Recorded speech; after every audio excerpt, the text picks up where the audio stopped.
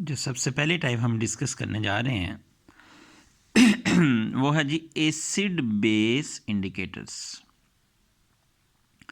ऐसे organic substance जो acid solution में एक कलर देते हैं जबकि बेसिक सॉल्यूशन में उनका कलर बिल्कुल डिफरेंट नज़र आता है।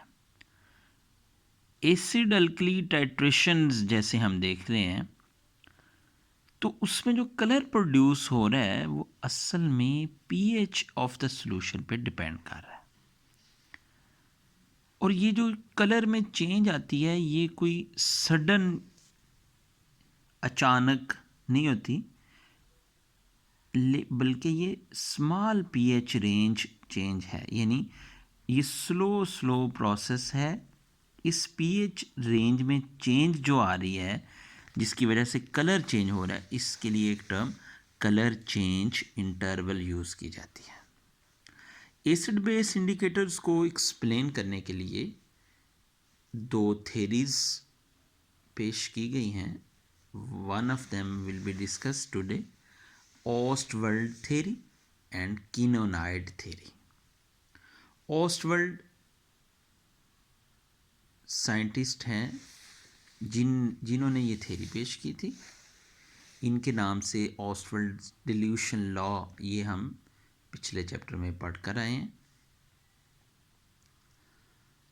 इस थेरी में दो किस्म के एसिड इंडिकेटर्स को डिस्कस किया गया है, एसिड इंडिकेटर और बेसिक इंडिकेटर्स। इसमें HIN ये आपके हैं जी एसिड इंडिकेटर्स, जबकि INOH ये आपके बेसिक इंडिकेटर्स हैं। तो जब हम एसिड इंडिकेटर्स की बात करते हैं, इनको पानी में डिज़ोल्व करते हैं,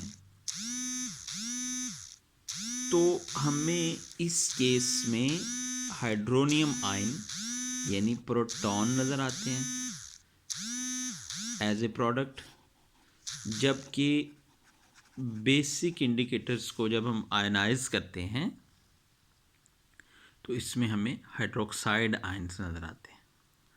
ये अमल आयनाइजेशन कहलाता है जी।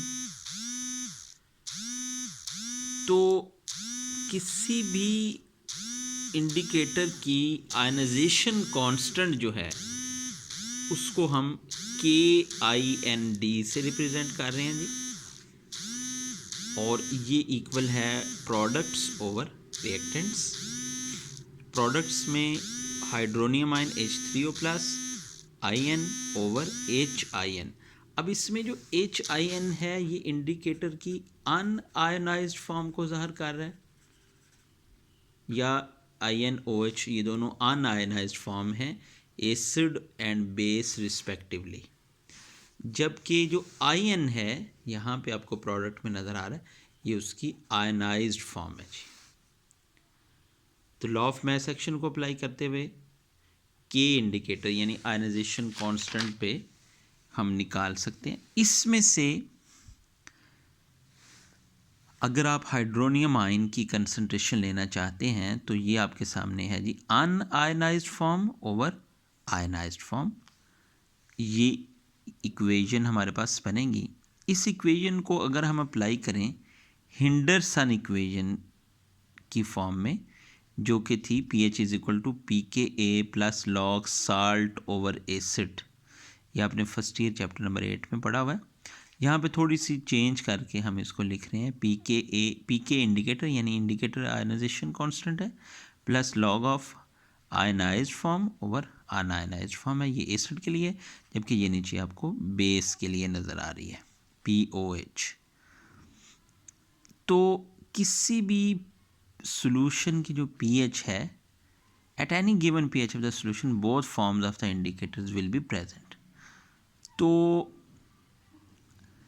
यहाँ पे अगर हम ये देखते हैं कि इनकी जो रेशोज़ हैं आयनाइज्ड ओवर अनआयनाइज्ड फॉर्म की जो रेशो हैं, अगर इट इज़ इक्वल टू 10 यानी log ऑफ 10 इसकी वैल्यू आप जानते हैं ये इक्वल है 1 के, ठीक है जी।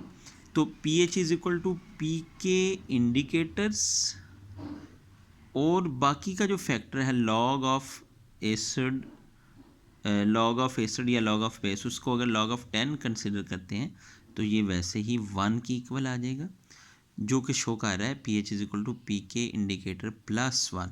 ये -1 भी हो सकता है because actually P H is equal to minus log of, ये माइनस में है चूँकि anti negative logarithm of 10 it is equal to -1 and positive logarithm of 10 is equal to +1।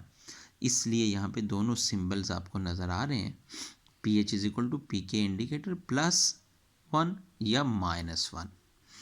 और अगर पीएच किसी भी सॉल्यूशन की इक्वल रह जाती है सिर्फ ionization constant of the indicator के, तो ये रेशियो यूनिटी हो जाएगी और इंडिकेटर का जो कलर है वो equimolar mixture of acid and base पे डिपेंड करेगा। Equimolar equal moles of acid and base, ये वो पॉइंट है जिसको कह लें कि एक इक्विलिब्रियम पॉइंट है। इसको एक्चुअली हम कहते हैं middle tint of the indicator.